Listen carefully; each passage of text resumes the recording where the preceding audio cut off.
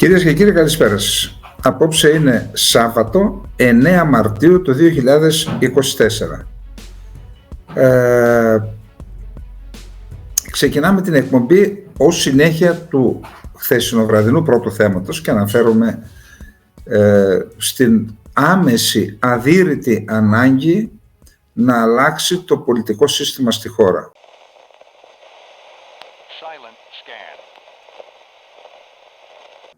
Το ζήτημα είναι ότι ένα θέμα που αφορά το Σύνταγμα και την αναφορά του στην οικογένεια και στη γυναίκα δεν τόλμησαν να το λύσουν μόνα τους τα κόμματα. Πήγαν στους πολίτες. Δηλαδή ποια είναι η διαδικασία?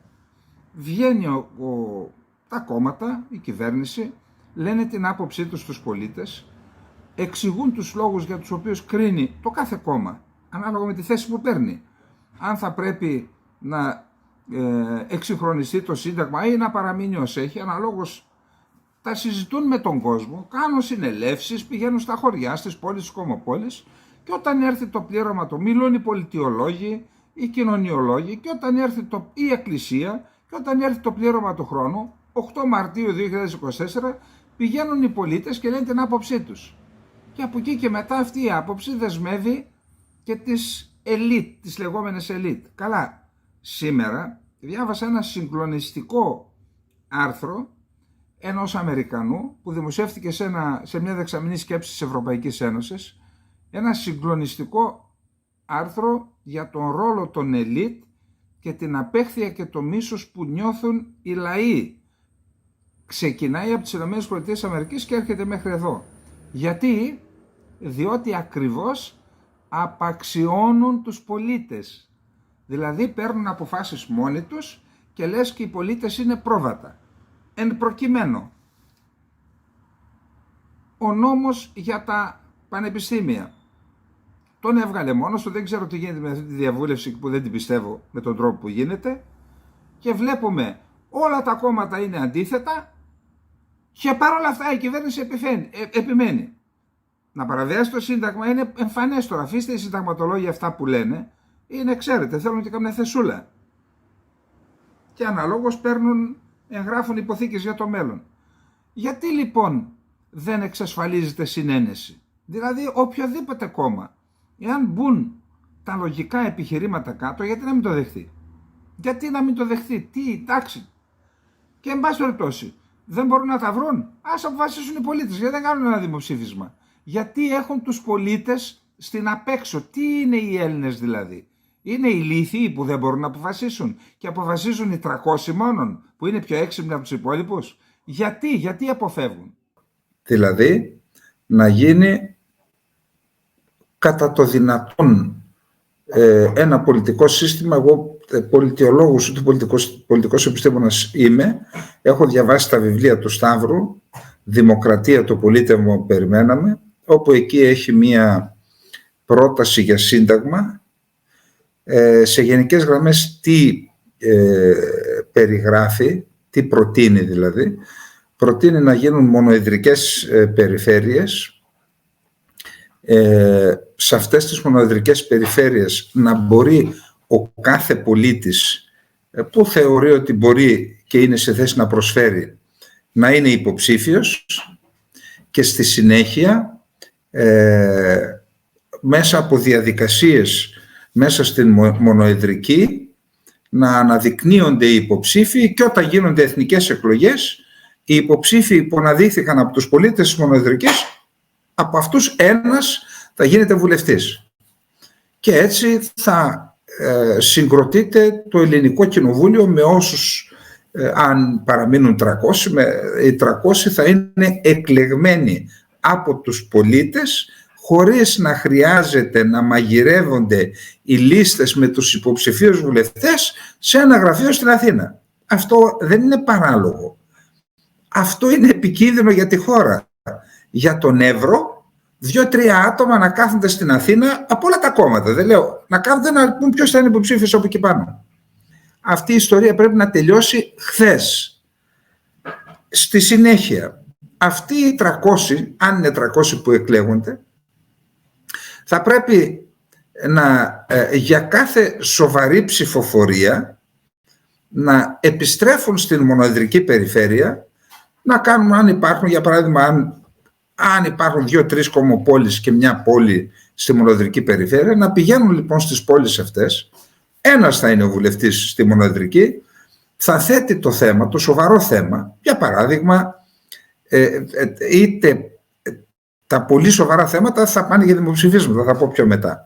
Λοιπόν, πρόκειται για ένα πολύ σοβαρό θέμα, δηλαδή να στείλουμε την φρεγάτα Ύδρα στην Ερυθρά Θάλασσα. Ψηφοφορία. Αν αποφασίσουν οι πολίτες, να έρθει λοιπόν ο άνθρωπος να πάει να κάνει διαβούλευση και να μεταφέρει στη Βουλή η ψήφος του, να μην είναι δικιά του, να είναι η ψήφος των πολιτών, ό,τι του υπέδειξαν οι πολίτες. Εκτός αυτού για να μην υπάρχει αυτή η λεγόμενη λευκή επιταγή, να έχουν τη δυνατότητα οι πολίτες της κάθε μονοεδρικής περιφέρειας της ανάκλησης της βουλευτικής ιδιότητας. Εάν κάποιος δεν ανταποκρίνεται σε αυτά που είτε υποσχέθηκε ή σε αυτά που του έδωσαν εντολή οι εκλογείς του. Τώρα, για τα μεγάλα θέματα, δημοψήφισμα. Ακούστε. Αυτό που έγινε στην Κύπρο με το δημοψήφισμα για το σχέδιο Ανάν θα έπρεπε να σημάνει συναγερμό σε όλον τον ελληνισμό, να ξυπνήσουμε από το 2004, να αφυπνιστούμε και να απαιτήσουμε οι μεγάλες αποφάσεις να παίρνονται κατόπιν δημοψηφίσματος, και δημοψήφισμα που να είναι καθαρό το ερώτημα και όχι όπως αυτό που κάναμε το 2015. Αυτό δεν ήταν δημοψήφισμα, αυτό ήταν μια παροδία. Είδατε τι έγινε. Στήθηκε μια παγκόσμια παγίδα, ξοδεύτηκαν, μπορείτε να το ψάξετε, νομίζω $150 εκατομμύρια ξόδεψαν οι ΗΠΑ για να περάσει το ναι. Επειδή λοιπόν ήταν μια στημένη παγίδα από Άγγλους, Τούρκους, Αμερικανούς, δεν ξέρω ποιον άλλον, να σβήσει η Κυπριακή Δημοκρατία, να γεννηθεί ένα καινούριο κράτος, το οποίο φυσικά για τα σημαντικά ζητήματα θα αποφάσισαν 3 ξένοι δικαστές. Αυτό λοιπόν το πράγμα πέρασε στην κοινωνία, έκαναν το λάθος αυτοί οι νεκροθάφτες του κυπριακού ελληνισμού να αφήσουν παράθυρο ανοιχτό για το δημοψήφισμα, και με το δημοψήφισμα οι πολίτες έβγαλαν από τη μέση και τις σάπιες διεφθαρμένες ελίτ που ήταν υπέρ του σχεδίου Ανάν στη Λευκοσία και στην Αθήνα, και τελικώς έσωσαν την Κυπριακή Δημοκρατία. Δηλαδή, συγγνώμη, τι άλλο θέλουμε για να απαιτήσουμε για τα σοβαρά ζητήματα να γίνεται δημοψήφισμα στην Ελλάδα? Το έχουμε ξαναπεί. Εγώ τόσα χρόνια που παρακολουθώ τη διεθνή πολιτική, είναι πραγματικά 30 χρόνια, έχουν 32 χρόνια σε καθημερινή βάση. Όλα τα διεθνή, όσα μπορώ, όσες δυνατότητες έχω. Να σας πω κάτι, δεν θυμάμαι ούτε έναν Ελβετό πολιτικό, ούτε έναν. Θυμάμαι Λουξεμβούργιους, θυμάμαι Βέλγους, Ολλανδούς, Γερμανούς φυσικά, Γάλλους, Πορτογάλους, Ισπανούς, ποτέ έναν Ελβετό. Γιατί? Αυστριακούς, διότι στην Ελβετία οι πολιτικοί δεν παίζουν κάποιο σημαντικό ρόλο, διότι απλά εκτελούν τις εντολές των πολιτών με τα δημοψηφίσματα. Γι' αυτό δεν έχουμε κανέναν Ελβετό. Η Ελβετία είναι στο διεθνές σύστημα. Κανονικά θα πρέπει να ξέρουν κάποιον υπουργό εξωτερικών, κάποιον πρωθυπουργό, κάποιον πρόεδρο, τίποτα, κανέναν, ούτε ένας. Όποιον ρώτησα δεν ξέρει ούτε έναν Ελβετό πολιτικό. Γιατί? Διότι οι πρωταγωνιστές είναι οι πολίτες. Και σας ρωτώ λοιπόν, εάν απαιτήσουμε ένα τέτοιο σύστημα, αν το απαιτήσουμε, οι ευρωεκλογές είναι εδώ μπροστά μας και έχουμε πραγματικά μια μεγάλη ευκαιρία. Αν απαιτήσουμε ένα τέτοιο σύστημα, ποια οικογένεια θα μπορεί να έχουμε τον πατέρα, τον παππού, τον εγγονό, τον δυσέγγονο να μας γίνονται πρωθυπουργοί? Από πού και ως πού? Από πού και ως πού, εάν υπάρχουν οι μονοεδρικές και η εκλογή των αντιπροσώπων των Ελλήνων πολιτών θα γίνεται με τέτοιο τρόπο που δεν θα μπορούν τα κογκλάβια και οι κλίκες και οι διάφορες περίεργες οργανώσεις, ξέρετε τι εννοώ, να φυτεύουν αυτούς οι οποίοι διαφεντεύουν την πορεία αυτού του τόπου και αυτού του λαού? Να σας δώσω και μια είδηση. Ήδη κάποιοι άνθρωποι, διπλωμάτες, στρατιωτικοί, καθηγητές πανεπιστημίου, νομίζω και από το χώρο της δικαιοσύνης, δικαστική, ετοιμάζουν μια πλατφόρμα, μια ομάδα παρέμβασης, μια πρωτοβουλία, μια ομάδα παρέμβασης η οποία θα παρεμβαίνει στα εθνικά θέματα. Δεν πρόκειται για κόμμα. Μπορεί να εξελιχθεί σε κόμμα, δεν ξέρω. Πάντως είναι μια ομάδα παρέμβασης, την οποία τη γνωρίζω και η οποία, από ό,τι είδα τα πρόσωπα, υπάρχουν άτομα από την αριστερά μέχρι τη δεξιά, δεν είναι ιδεολογικού χαρακτήρα αυτή η πρωτοβουλία, είναι μια πρωτοβουλία για τα εθνικά θέματα. Και μακάρι αυτή η πρωτοβουλία να εξελιχθεί σε μια ομάδα παρέμβασης και σε αυτά τα ζητήματα. Σε ένα φορέα, κάτι, δεν ξέρω. Εν πάση περιπτώσει, θεωρώ λοιπόν ότι η κοινωνία μας πρέπει να κινηθεί.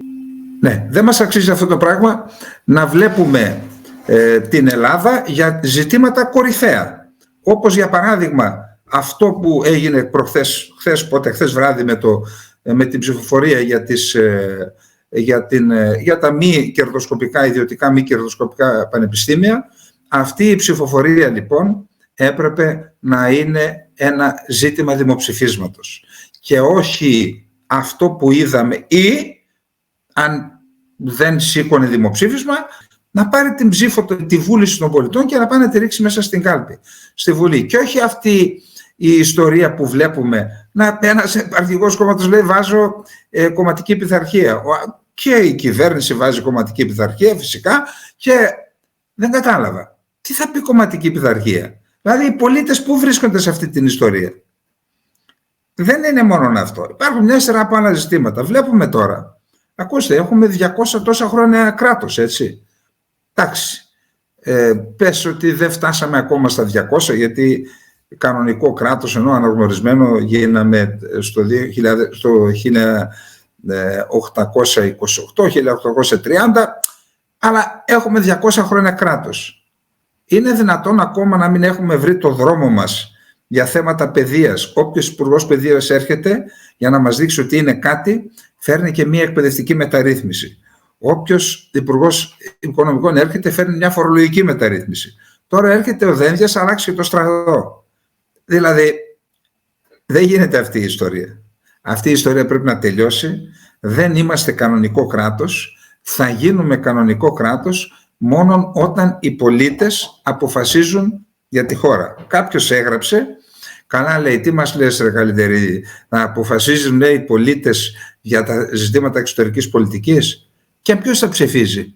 Οι πρεσβείες, οι ξένες θα αποφασίζουν? Αυτοί θέλετε να αποφασίζουν? Ποιος αποφασίζει? Οι πολίτες θα αποφασίζουν και το Υπουργείο Εξωτερικών και η κυβέρνηση θα υλοποιεί αυτό που αποφασίζουν οι πολίτες ή αυτό που νομοθετεί η Βουλή. Κοιτάξτε τι γίνεται, παρότι δεν είναι τέτοιο το πολίτημα στην Αμερική, κοιτάξτε τι γίνεται εκεί. Το Κογκρέσο ανά πάσα στιγμή παίρνει τις αποφάσεις και τις μεταφέρει στην κυβέρνηση και λέει κάντο. Απλά υλοποιούν αυτά που αποφασίζουν οι εντολείς των πολιτών. Αυτά με το πρώτο ζήτημα. Ας ελπίσουμε όποιες πρωτοβουλίες. Σας είπα εγώ ότι όποια πρωτοβουλία βγαίνει τη βλέπω με θετικό μάτι, υπό την προϋπόθεση ότι θα είναι ευθυντική και βγαίνει μέσα από την κοινωνία και δεν μας έρχεται καπέλο απ' έξω. Εντάξει, ξεκάθαρα πράγματα. Ητοπάθεια, υποχωρητικότητα, κατευνασμός. Θέλω να ευχαριστήσω την κυβέρνηση των Ηνωμένων Πολιτειών για την πρωτοβουλία και τη βοήθειά τους. Το ντόμινο των υποχωρήσεων στο Αιγαίο του Σταύρου Καλεντερίδη κυκλοφορεί από τις εκδόσεις Ινφογνώμων. Το βιβλίο εμβαθύνει ιστορικά στις τρεις κρίσεις που οδήγησαν την Ελλάδα στην ανοχή της αναθεωρητικής πολιτικής της Τουρκίας μέχρι σήμερα. Εισβολή και κατοχή του βόρειου τμήματος της Κύπρου, δόγμα γαλάζιας πατρίδας, τουρκολιβικό μνημόνιο. Συγκλονιστικές αποκαλύψεις μέσα από προσωπικές συνεντεύξεις διπλωματών, στρατιωτικών και πολιτικών, αποχαρακτηρισμένα αρχεία των ΗΠΑ και πρακτικά της Τουρκικής Βουλής. Αποκτήστε το βιβλίο με ένα κλικ στο infognomon.gr.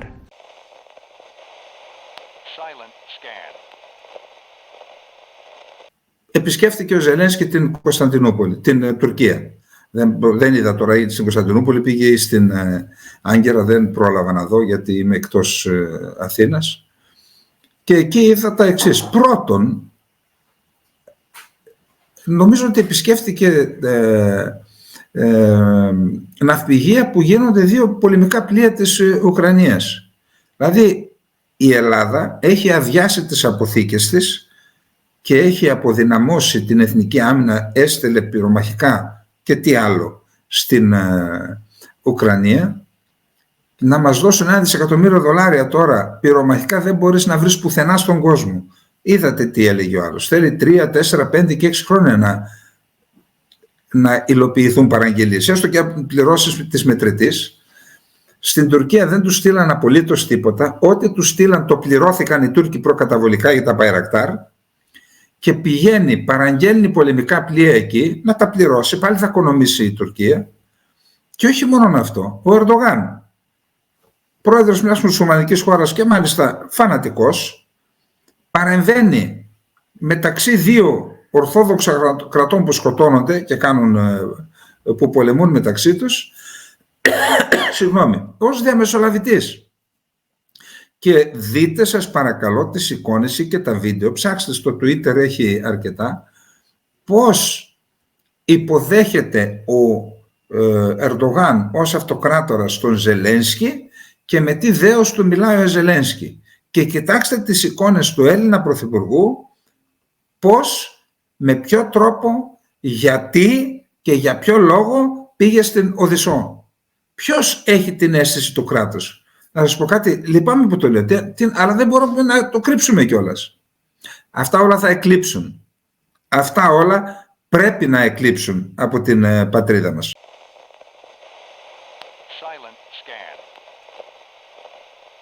Ο Ερντογάν έκανε μια δήλωση χθες και είπε είναι η τελευταία μου εκλογική αναμέτρηση. Γιατί συμμετέχει πουθενά σαν δήμαρχος? Γιατί αναγκάστηκε να το πει αυτό? Αυτό ξέρετε. Το 2028 λέει με βάση τον νόμο είναι η τελευταία εκλογική αναμέτρηση. Η δική μου είπε, δεν είπε που γίνεται από... Αυτός είναι πρόεδρος της Δημοκρατίας, δεν κάνει καμία εκλογική αναμέτρηση. Γιατί αναγκάστηκε να το πει αυτό? Πήρε πάνω του τις εκλογές γιατί κινδυνεύει. Κινδυνεύει βασικά από τον Ημάμογλου, εκεί είναι όλη η ιστορία. Ξέρετε, ο Ημάμογλου παρουσιάστηκε από ορισμένους κύκλους στο εσωτερικό, δεν ξέρω αν εμπλέκεται και το εξωτερικό, ως ο νέος Ερντογάν. Και μάλιστα αυτό, ξέρετε, λειτουργεί στο υποσυνείδητο του τουρκικού λαού. Ο Ερντογάν σου λέει μας τελειώνει και από εκεί και μετά υπάρχει χάος, δεν υπάρχει άλλη πολιτική προσωπικότητα και αρχίζουν και προσανατολίζονται οι Τούρκοι ανεξαρτήτως ιδεολογίας προς τον Ημάμογλου. Ο Ημάμογλου, επειδή θέλει να έχει τη δική του προσωπικότητα, βγήκε και είπε, και ποιος σας είπε ότι θέλω εγώ να είμαι ο νέος Ερντογάν? Εγώ είμαι ο Ημάμογλου. Γιατί όμως έκανε ο Ερντογάν την αναφορά είναι οι τελευταίες μου εκλογές? Γιατί απειλείται. Αυτό ξέρετε είναι μια ένδειξη αδυναμίας και κάνει έκκληση στον λαό, ελάτε, οι δικές μου είναι εκλογές, ελάτε μαζί μου να κερδίσουμε αυτές τις εκλογές. Βασικά τη ΣΜΥΒ δεν πρόκειται να την κερδίσει. Στην Άγκυρα δεν είμαι σε θέση να σας πω. Στην Κωνσταντινούπολη, παρότι προηγείται μόνο με έναν πόντο ο Ημάμογλου, αν και είναι παρακινδυνευμένο τώρα σε μια ξένη χώρα, δεν είμαι δημοσκόπος, η εκτίμησή μου είναι ότι θα εκλεγεί ο Ημάμογλου. Και αυτό, η νίκη αυτή του Ημάμογλου στην Κωνσταντινούπολη θα του ανοίξει το δρόμο, θα είναι ο επόμενος πρόεδρος της τουρκικής δημοκρατίας. Προσέξτε τώρα από πού αλλού θα τη βρει ο Ερντογάν. Καταρχάς, δεν υπάρχει κάτι προσωπικό εναντίον, πολιτικά μιλάμε. Δεν μιλάμε για τον άνθρωπο και δεν μιλώ σαν άνθρωπο σε άνθρωπο, μιλώ για τον πολιτικό Ερντογάν. Ο Ερντογάν λοιπόν είναι μια σημαντική προσωπικότητα. Χάραξε την πορεία της Τουρκίας για 25 ολόκληρα χρόνια. Το 2022 νίκησε το ΑΚΠ, αλλά 25 χρόνια θα πάει, πες 26. Όντως πέτυχε αρκετά πράγματα, όμως Αυτή τη στιγμή, ακριβώς επειδή δεν λειτουργήσε πολιτικά, λειτουργήσε αρχηγοκεντρικά, πίσω του υπάρχει ένα χάος.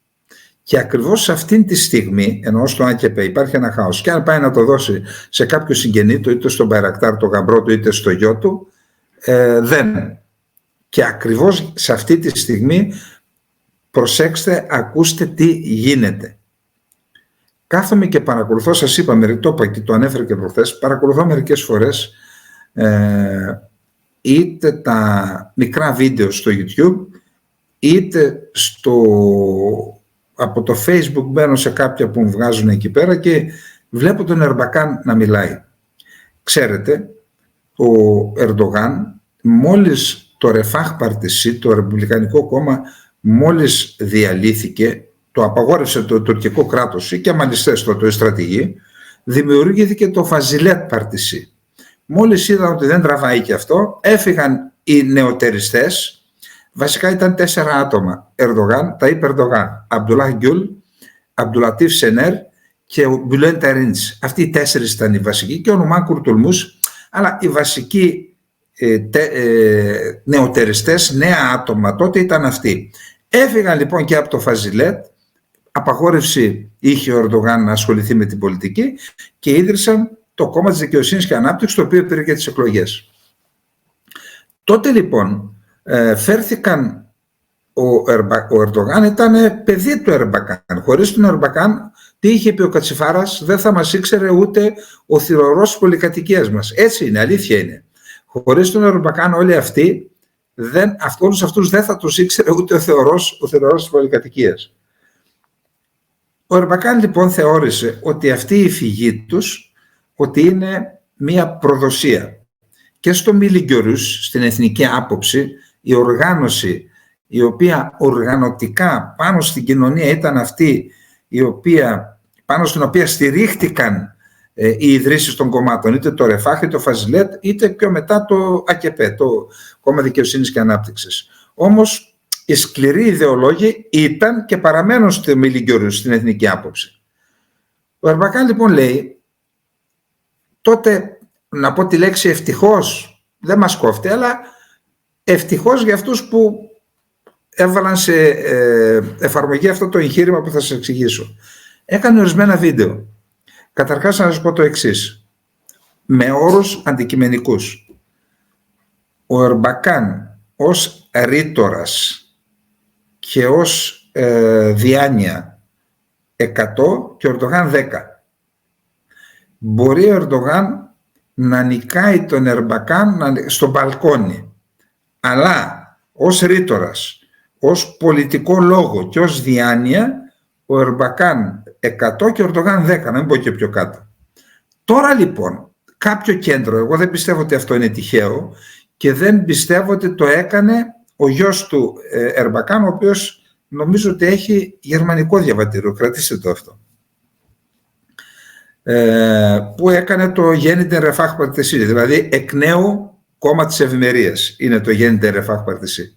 Βλέπω λοιπόν βγαίνουν αυτά τα μικρά τα βιντεάκια με καταπληκτικές, όπως σας το λέω, με καταπληκτικές δηλώσεις του Ερμπακάν που καρφώνει τον Αμπτουλάχ Γκιούλ, το χρεώνει στους Ισραηλινούς και τον Ταΐπ Ερντογάν τον χρεώνει στα κέντρα του εξωτερικού που θέλουν να φέρουν μια νέα συνθήκη των Σευρών, δηλαδή να οδηγήσουν την Τουρκία σε διάλυση. Αυτά λοιπόν βλέπω ότι είναι με τέτοιο επαγγελματισμό και μονταρισμένα, αλλά και δίνονται στη δημοσιότητα με μια στρατηγική, δεν είναι έτσι τυχαία, και γι' αυτό επηρεάζουν πάρα πολύ τις λαϊκές μάζες, ιδιαίτερα αυτούς που θεωρούν ότι είναι καθαροί μουσουλμάνοι και αυτούς της εθνικής άποψης. Και προσέξτε τι γίνεται, με τι συμπίπτει αυτή η επάνωδος του Ερμπακάν από τον τάφο, έτσι. Είπαμε, ο Ερντογάν έχει 2 αντιπάλους και οι 2 είναι στον τάφο. Ο ένας είναι ο Κεμάλ, ο Μουσταφά Κεμάλ, και ο άλλος είναι ο Νεσμετίν Ερμπακάν. Ο Μουσταφά Κεμάλ έχει ως εκφραστή του τώρα στην ουσία τον Ιμάμογλου και ο Νεσμετίν Ερμπακάν έχει το Φατίχ Ερμπακάν. Τώρα λοιπόν η επανάκαμψη του Νεσμετίν Ερμπακάν από τον τάφο, η νεκρανάστασή του με την τεχνολογία, συμπίπτει με την στάση που τηρεί ο Ερντογάν απέναντι στο Ισραήλ. Μια στάση η οποία είναι υποκριτική. Προσέξτε ποιος το λέει αυτό. Ο γιος του Ερντογάν και το νέο Ρεφάχ το λέει. Δηλαδή του λένε, αν τα λόγια σου δεν μας πείθουν, λέει, απέναντι στο Ισραήλ, αν θες να αποδείξεις ότι εννοείς αυτά που λες, κάνε μια ανακοίνωση και πες, τελειώσαμε, δεν εξάγουμε τίποτα στο Ισραήλ. Το να στέλνεις εσύ, οι εταιρείες της οικογένειάς σου και οι κολλητοί σου, να στέλνουν εκατομμύρια δολάρια να κάνουν εξαγωγές στο Ισραήλ και από τη μία πλευρά να βρίζεις το Ισραήλ και από την άλλη να του στέλνεις πράγματα εν μέσω πολέμου, αυτό είναι υποκριτικό. Αυτό ξέρετε. Σε συνδυασμό με την επανάκαμψη του Ερμπακάν και τα επιχειρήματα που λέει, αυτό κινητοποιεί τις μάζες. Και ακούστε τι έγινε. Το Γέννητε Ρεφάχ Παρτισί στις εκλογές τις προεδρικές κατέβηκε με το ΑΚΕΠΕ. Κατέβηκαν ως μέτωπο. Τώρα βγάζει τους δικούς του υποψηφίους. Και έχω δύο-τρεις δημοσκοπικές εταιρείες οι οποίες κάθε 2-3 μέρες βάζουν καινούργια αποτελέσματα από κάθε νομό της Τουρκίας. Δημοσκοπήσεις. Και τι βλέπω εκεί. Υπάρχουν νομοί όπου το κόμμα του Ερμπακάν, του γιου, είναι πάνω από το ΑΚΕΠΕ.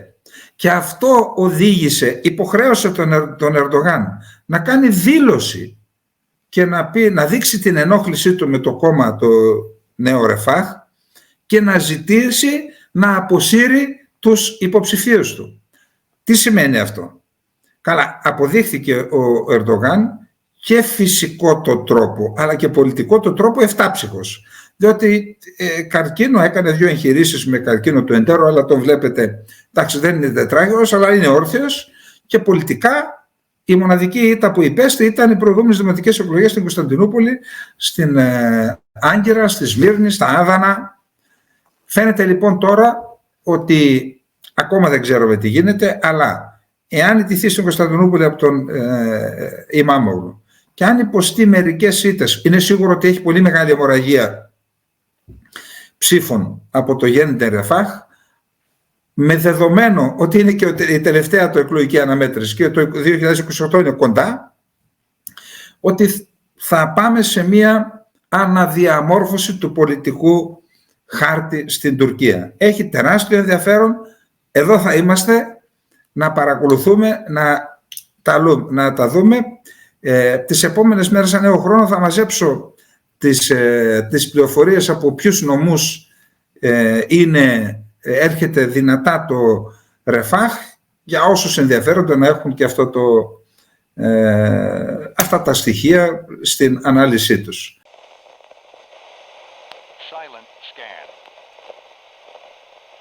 Στο Ισραήλ οι ειδήσεις δεν είναι καλές για όλους όσους πιστεύαμε ή περιμέναμε ότι μέχρι το Ραμαζάνι, το οποίο αρχίζει αύριο, ότι θα έχουμε συμφωνία. Δεν θα έχουμε συμφωνία τελικά και αυτό είναι η άποψη και από του Λευκού Οίκου. Είναι απογοητευμένοι, δείχνουν την απογοήτευσή τους ότι δεν θα έχουμε συμφωνία. Τουναντίον, ο Ισραηλινός στρατός συνεχίζει τις επιχειρήσεις του. Διάβασα πριν από λίγο ότι σήμερα γκρέμισαν μία 10όροφη, 12όροφη πολυκατοικία. Δεν έχουμε ακόμα στοιχεία για νεκρούς, αλλά ήταν μια πολυκατοικία στην οποία κατοικούσαν άνθρωποι. Στη Ράφα, 500 μέτρα από τα σύνορα με την Αίγυπτο.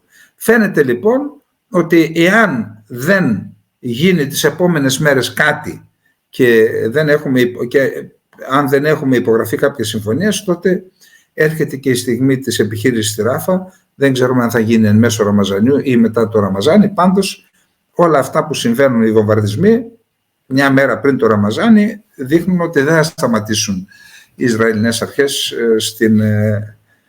τις επιχειρήσεις για την εξόντωση της στρατιωτικής πτέρυγας τουλάχιστον της Χαμάς. Τώρα, όσον αφορά την ανθρωπιστική βοήθεια, πλησιάσουν τις 31.000 συνεκροί, νομίζω είναι 30.900, κάτι τέτοιο διάβαζα πριν από λίγο, από τους οποίους οι 5 έχασαν τη ζωή τους από ανθρωπιστική βοήθεια που έπεφτε από τον αέρα. Κάποιο αλεξίπτωτο μου φαίνεται δεν άνοιξε σωστά, κατέβηκε με δύναμη, δεν μπόρεσαν να προφυλαχτούν και έπεσε πάνω στους ανθρώπους στο πλήθος, σκοτώθηκαν 5 άνθρωποι.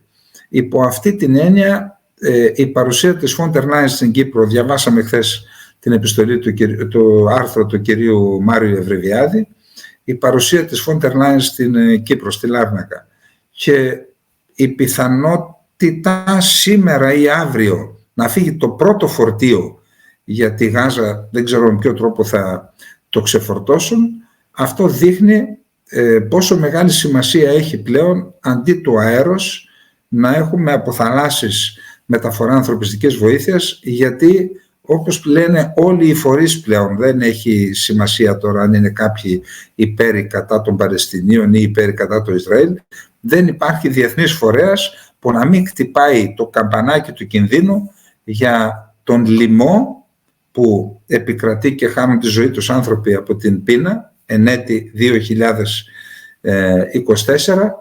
και τις λοιμώδες ασθένειες που συνήθως ακολουθούν σε μια κοινωνία με εξασθενημένο οργανισμό λόγω του λοιμού. Παρεμπιπτόντως, για να αντιληφθούμε πώς λειτουργεί και το διεθνές σύστημα, έχουμε, αν και δεν είναι το ίδιο, αλλά ιδιαίτερα όσον αφορά το λοιμό και την άμεση ανάγκη ανθρωπιστικής βοήθειας, έχουμε μία κατάσταση τραγική και στο Νταρφούρ, στο Δυτικό Σουδάν δηλαδή. Όμως επειδή εκεί δεν συγκρούονται γεωπολιτικά συμφέροντα, επειδή η περιοχή δεν είναι διεθνούς ενδιαφέροντος, εκεί χάνονται οι ζωές χωρίς να αναφέρει κανένας τίποτα. Αυτό είναι ενδεικτικό του πώς λειτουργεί το διεθνές σύστημα και η διεθνής πραγματικότητα. Τι αναδεικνύεται στη διεθνή πραγματικότητα. Τραγωδίες εκεί, τραγωδίες και εδώ, αλλά να πάμε στον Λίβανο, ενώ περιμένουμε μέχρι τις 15 Μαρτίου να συνομολογηθεί εκεί μια ανακοχή που αρχιτέκτονας φαίνεται να είναι ο αντιπρόσωπος, ο ειδικός απεσταλμένος του Λευκού Οίκου στην περιοχή, ο Αμός Χοκστάιν. Σήμερα αεροσκάφη της Ισραηλινής πολεμικής αεροπορίας βομβάρδισαν στόχους στο νότιο Λίβανο.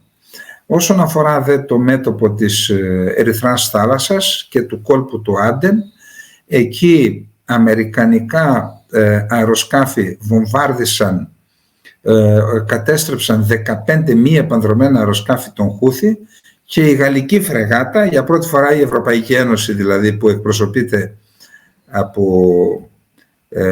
έχει την επιχείρηση Ασπίδες και έχουμε εκεί Γερμανοί, Γάλλοι, Ιταλοί και Έλληνες, έχουμε παρουσία, ναυτική παρουσία εκεί.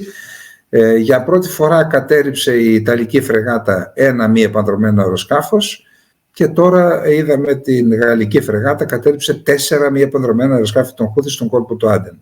Όσον αφορά την ελληνική φρεγάτα Ύδρα, που ασχέτως του τι λέμε και αν έπρεπε ή δεν έπρεπε, πιστεύω ότι δεν υπάρχει Έλληνας που να μην εύχεται να πετύχει την αποστολή της και να μην έχουμε κάποιο απώλεια τουλάχιστον στη διάρκεια αυτής της αποστολής. Η φρεγάτα Ύδρα έχει προσεγγίσει, έχει καταπλέψει στο λιμάνι του Τζιμπουτί για ανεφοδιασμό και στη συνέχεια θα επιστρέψει στην αποστολή της. Κατά τα άλλα, θεωρώ ότι πρέπει να κρατήσουμε στα υπόψη την έκρηξη που έγινε σε δηληστήριο στο Μπάνταρ Αμπάς. Το Μπάνταρ Αμπάς, άμα δείτε στο χάρτη, βρίσκεται στον Περσικό κόλπο, που τεράστια σημασίας ενεργειακό λιμάνι και υπάρχουν απολύξεις αγωγών που φορτώνουν εκεί πετρέλαιο και για τις διεθνείς αγορές και είπαμε ότι έχει και δηληστήριο και υπάρχει αριθμός νεκρών, δεν μπόρεσα να βρω, πάντως υπάρχουν αρκετοί νεκροί. Τώρα εκεί αντιλαμβάνεστε όπως δρούν οι ομάδες του άξονα της αντίστασης του Ιράν, κάποιες άλλες ομάδες δρούν χωρίς να παίρνουν εντολές από αυτούς που καταλαβαίνετε, και έχουμε αυτά τα αποτελέσματα. Αυτά θέλω να πω, ότι τελικά ό,τι κάνουμε και στην διεθνή σκηνή το βρίσκουμε μπροστά μας με εκρήξεις στα διελιστήρια.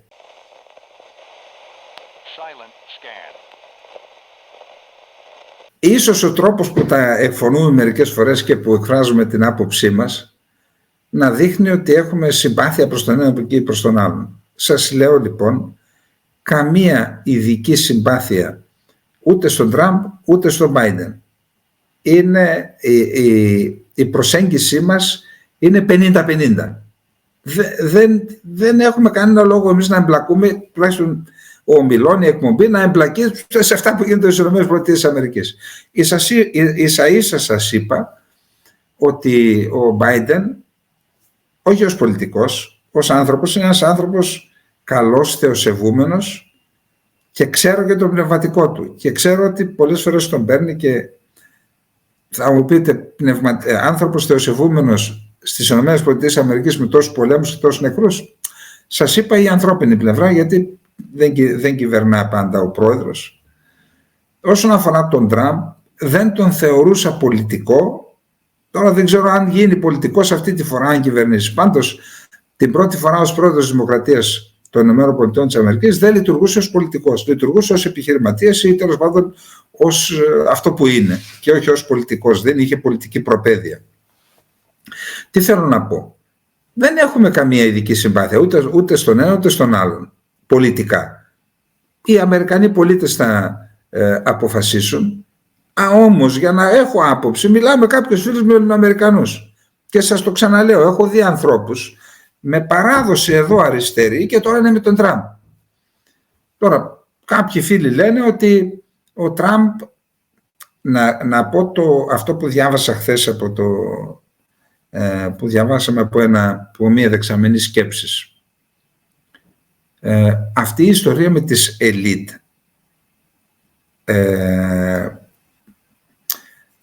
δεν είναι στον αέρα. Είναι πολύ καλά σχεδιασμένη, και ιδιαίτερα επειδή το άρθρο δεν είχε και ποια ατζέντα προωθούν αυτές οι ελίτ. Προωθούν μια ατζέντα που πάνε να την κάνουν παγκόσμια. Από τις ΗΠΑ να την κάνουν παγκόσμια. Μέρος ήταν και ο νόμος που μας έφεραν καπέλο στην Ελλάδα με τους γάμους. Υπό αυτή την έννοια έχει ένα πολιτικό ενδιαφέρον αυτό το εγχείρημα. Εγώ δεν λέω είναι σωστό ή λάθος. Έχει ένα πολιτικό ενδιαφέρον. Λέει λοιπόν αυτός τις διεφθαρμένες και τις άπιες ελίτ και των δημοκρατικών και των ρεπουμπλικάνων θα τις αλλάξω. Εδώ λοιπόν έρχεται το ερώτημα. Θα τις αλλάξεις με ποιους? Δηλαδή αυτοί που θα αναλάβουν δεν θα είναι ελίτ, δεν θα ασκούν εξουσία?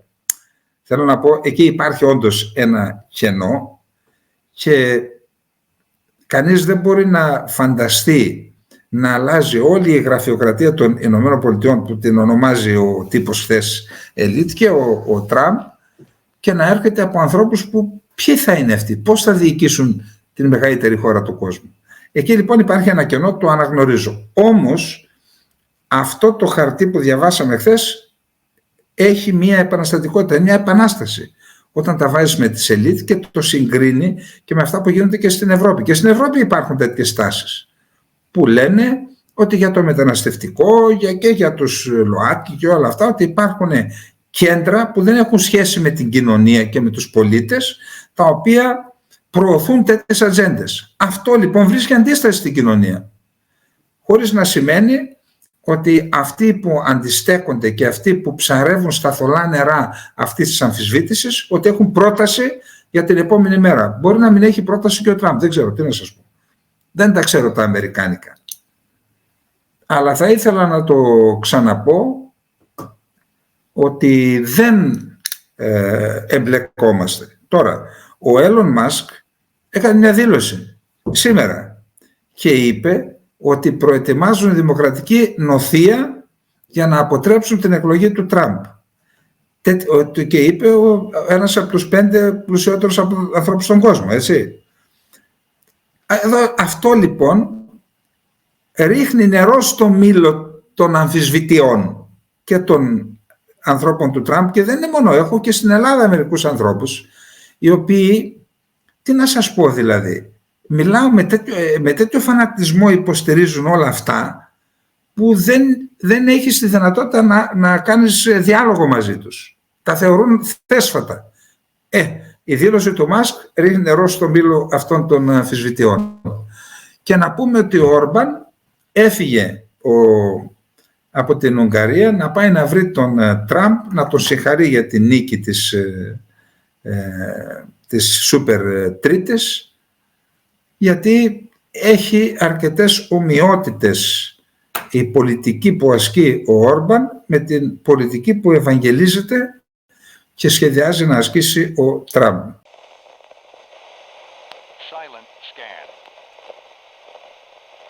Στην Ουκρανία συνεχίζονται κυρίως οι επιχειρήσεις εκατέρωθεν με μη επανδρομένα αεροσκάφη, και η ΜΕΝ και η ΔΕ λένε ότι χτυπήθηκε χθες και η δεύτερη μεγαλύτερη χαλιβουργία, νομίζω, της Ρωσίας. Χτυπήθηκε και πάλι με μη επανδρομένο αεροσκάφος.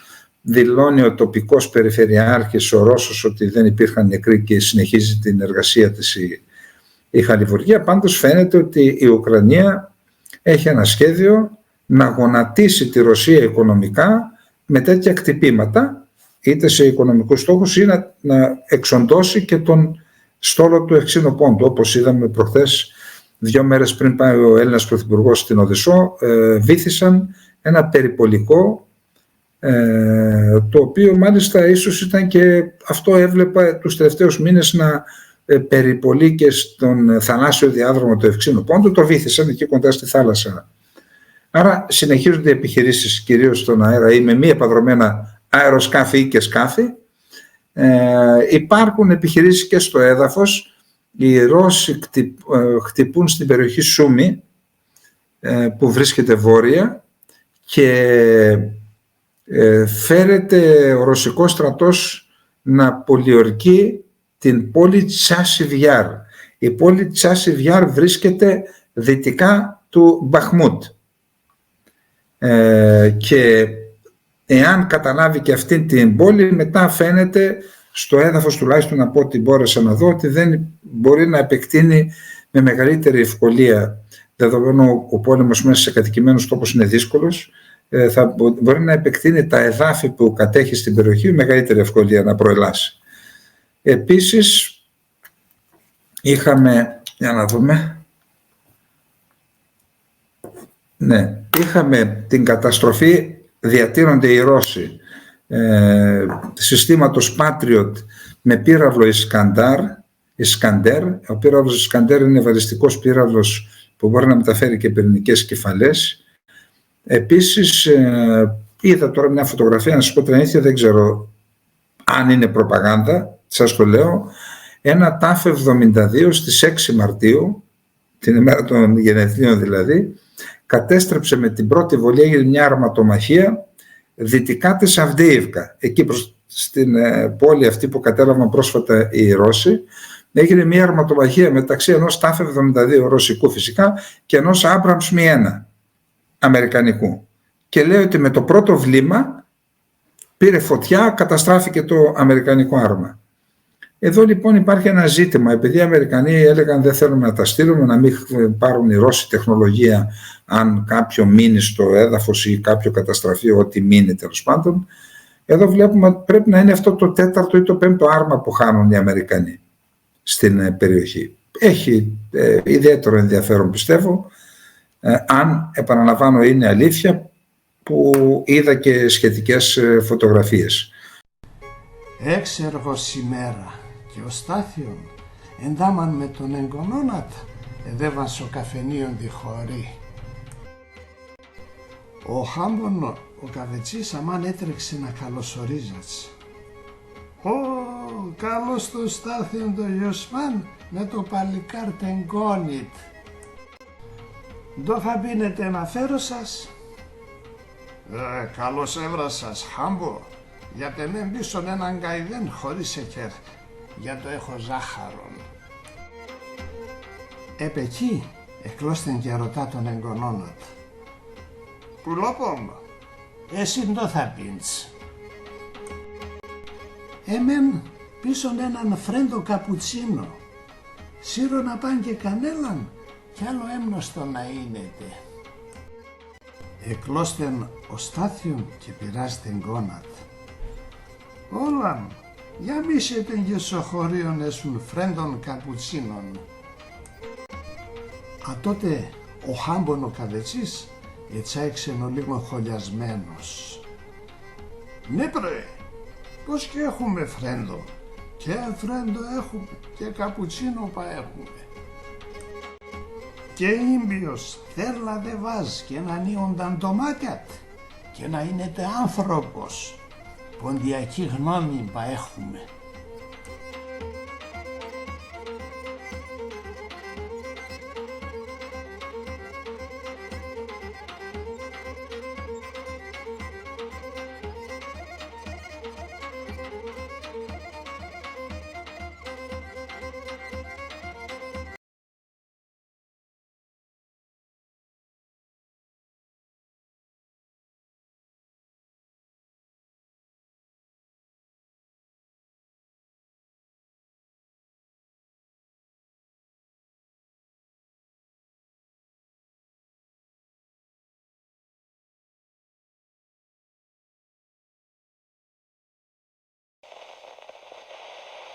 Silent scan.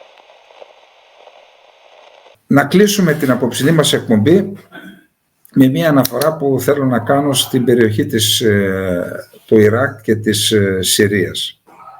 Εκεί ο Ερντογάν φέρεται, το έχει εξαγγείλει, δεν λέμε, έτοιμος να κάνει μια μεγάλη επιχείρηση, στρατιωτική επιχείρηση στο βόρειο Ιράκ, δηλαδή στο νότιο Κουρδιστάν, εναντίον των ανταρτών του Εργατικού Κόμματος του Κουρδιστάν, του PKK.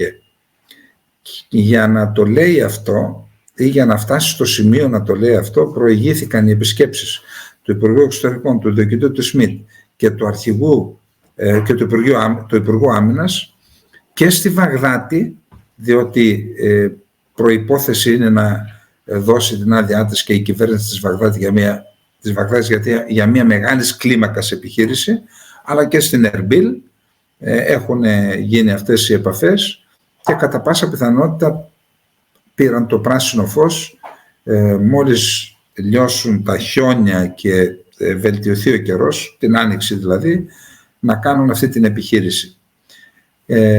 Υπάρχει πιθανότητα να το δηλώνει τώρα ο Ερντογάν και για προεκλογικούς λόγους, χωρίς να σημαίνει ότι δεν θα το κάνει, αλλά το δηλώνει τώρα για προεκλογικούς λόγους, για να συσπυρώσει αυτούς οι οποίοι βλέπουν στο κουρδικό μία μεγάλη απειλή διαμελισμού της χώρας τους. Επίσης, ο Ερντογάν εκτόξευσε και μία άλλη απειλή. Είπε ότι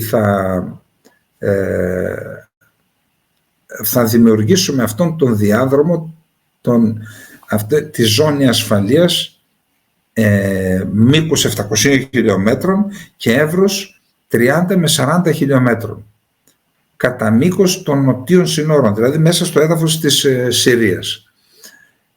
Αυτό για να γίνει θα πρέπει να δώσουν άδεια και οι Ρώσοι και οι Αμερικανοί. Και μάλιστα ο Ερντογάν λέει ότι εμείς θα το κάνουμε είτε μας δώσουν άδεια είτε δεν μας δώσουν. Εδώ λοιπόν τίθεται ένα ζήτημα. Όπως είναι γνωστό, μετά τους βομβαρδισμούς, μιλάμε για περίπου 150 βομβαρδισμούς, είτε με βαλιστικούς πυράβλους, είτε με ρουκέτες, γκραντ, είτε με μη επανδρομένα αεροσκάφη, 150 επιθέσεις σε αμερικανικούς στόχους στο Ιράκ και στη Συρία, στη Ροζάβα, στην βορειοανατολική Συρία. Αυτό ανάγκασε τις ΗΠΑ να κάνουν αεροπορικές επιχειρήσεις και να πλήξουν στόχους.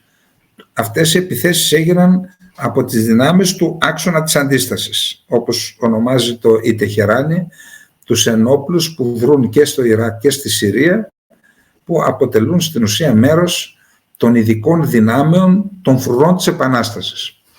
Εκεί λοιπόν μετά από αυτό οι ΗΠΑ αναγκάστηκαν για να, αν θέλετε, να μειώσουν τις επιθέσεις, να δώσουν ένα σκληρό μήνυμα, αναγκάστηκαν να κάνουν ορισμένες αεροπορικές επιθέσεις και στη Συρία σε στόχους αυτών των δυνάμεων του άξονα της αντίστασης και στη Συρία και στο Ιράκ, αλλά έκαναν και στοχευμένες επιχειρήσεις σε ηγετικά στελέχη της Χάσδη Σάμπη.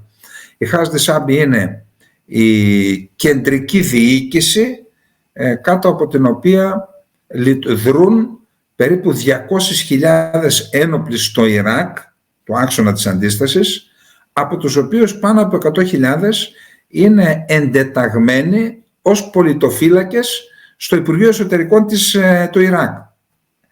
Εκεί λοιπόν χτύπησε 3 κορυφαία στελέχη με μη επανδρωμένα αεροσκάφη, έκανε στοχευμένες επιχειρήσεις στις ΗΠΑ. Μετά από αυτό λοιπόν ξεσηκώθηκαν οι Σιήτες και η Τεχεράνη άρχισε να ασκεί πιέσεις, ξεσηκώθηκαν και υποχρέωσαν τον πρωθυπουργό τον Σουντάνη, ο Σουντάνη είναι Σιήτης και αυτός, πρωθυπουργός του Ιράκ, τον υποχρέωσαν, παρότι από τις πληροφορίες που έχω είχε πολύ καλές σχέσεις με τους Αμερικανούς, θα μπορούσε κανείς να το χαρακτηρίσει μέχρι και φιλοαμερικανό. Έτσι λένε οι πληροφορίες μου, επαναλαμβάνω. Αυτός λοιπόν πιέστηκε από την Τεχεράνη αλλά και από τους Σιήτες, οι οποίοι αυτοί κάνουν κομμάτι στο Ιράκ, και κάλεσε τους Αμερικανούς να αποχωρήσουν από το Ιράκ. Μετά από αυτό λοιπόν έγινε μία επιτροπή, μεικτή επιτροπή, η οποία εξετάζει το θέμα για να συμφωνήσουν σε ένα χρονοδιάγραμμα απομάκρυνσης των Αμερικανών από το Ιράκ. Εάν απομακρυνθούν, αν φύγουν οι Αμερικανοί από το Ιράκ, λέει μάλιστα ο Σουντάνη, διάβασα τη δήλωσή του, ότι οι δυνάμεις των Αμερικανών δρούν στο πλαίσιο της επιχείρησης του συνασπισμού των κρατών εναντίον του Ισλαμικού κράτους. Για μας οι συνθήκες οι οποίες επέβαλαν την παρουσία των Αμερικανών έχουν εκλείψει, δεν έχουμε απειλή από το Ισλαμικό κράτος, οπότε θέλουμε να φύγετε, είναι απέτησή μας επίσημη να φύγετε.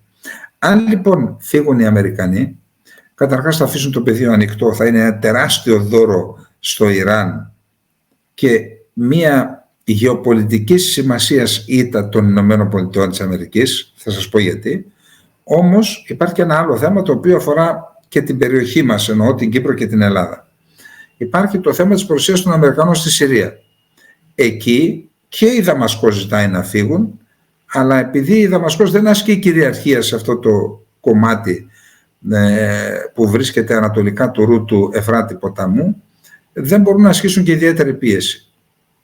Και εκεί κάπου υπάρχει και μια συμφωνία μεταξύ Αμερικής και Ρωσίας, τουλάχιστον στο θέμα της χρήσης του εναέριου χώρου γνωρίζουμε ότι υπάρχει μια συμφωνία.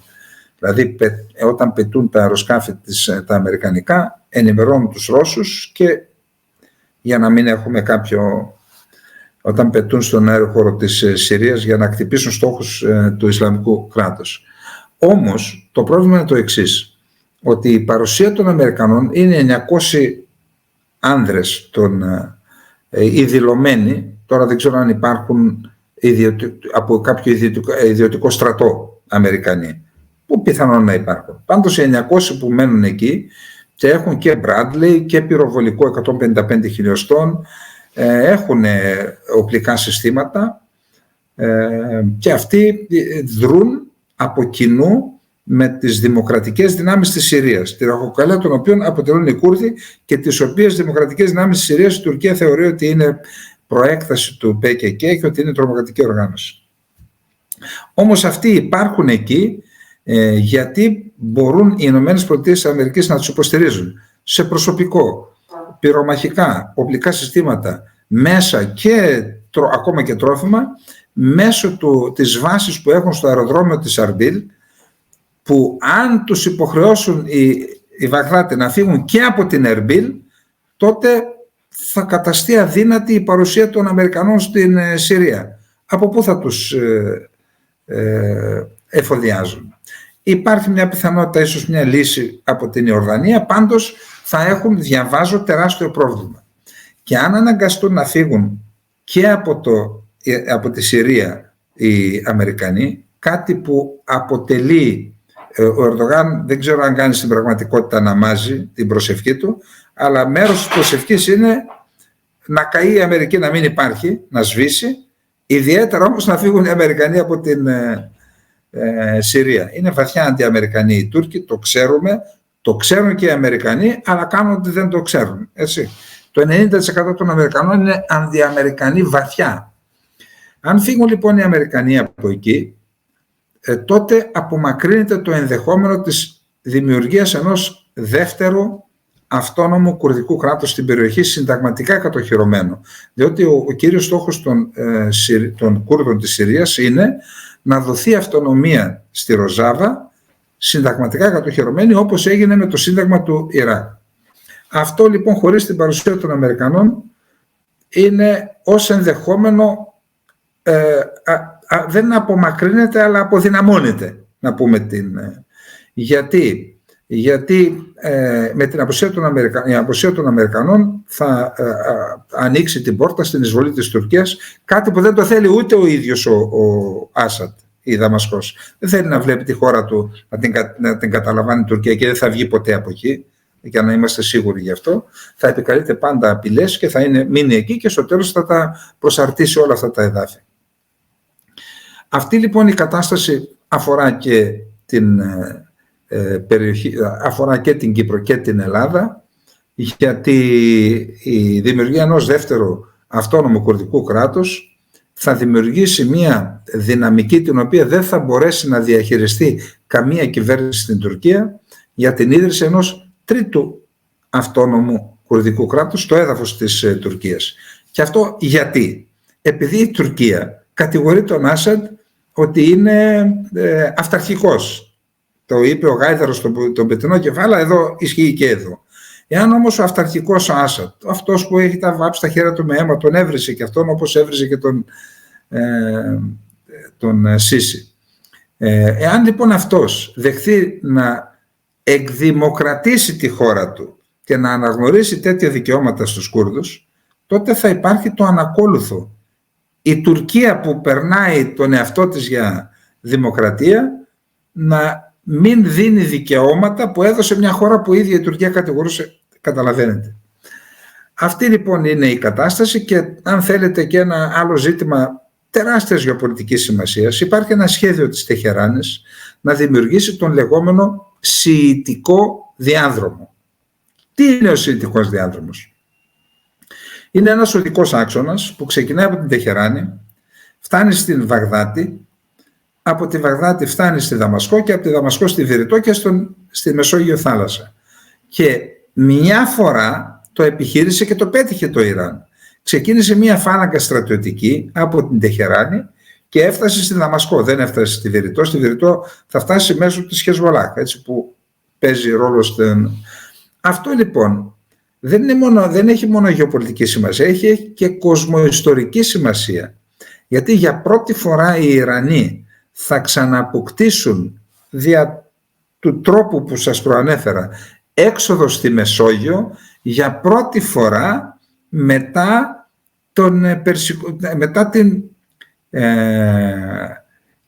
την ναυμαχία της Λάδης που έγινε στην Μίλητο, που κάποια στιγμή θα μιλήσουμε για αυτήν, αλλά και μετά την Σαλαμίνα. Τότε οι Πέρσες είχαν παρουσία στη Μεσόγειο και στο Αιγαίο, φυσικά κάνοντας συμμαχία με τα καράβια των Κιλίκων της περιοχής της Κιλικίας, αλλά μπορεί και με κάποιες άλλες, με Έλληνες που βρισκόταν στην περιοχή, τέλος πάντων ελληνιστικές κοινωνίες, απικίες ελληνικές. Μετά από την ναυμαχία της Σαλαμίνας χάθηκαν από την περιοχή και εάν τελικώς πετύχει το σχέδιο της Τεχεράνης και της Τουρκίας να φύγουν οι Αμερικανοί από το Ιράκ και από τη Συρία, θα ξαναδούμε τους Ιρανούς στη Μεσόγειο. Αυτό λοιπόν όσοι μας ακούν στην Ελλάδα και στην Ουάσιγκτον, κυρίως στην Ουάσιγκτον, ας καθίσουν, ας αναλύσουν τα δεδομένα και ας πράξουν δεόντως. Λοιπόν, αυτά είχαμε να πούμε για απόψε. Μέχρι αύριο το βράδυ να είστε όλες και όλοι καλά. Καληνύχτα.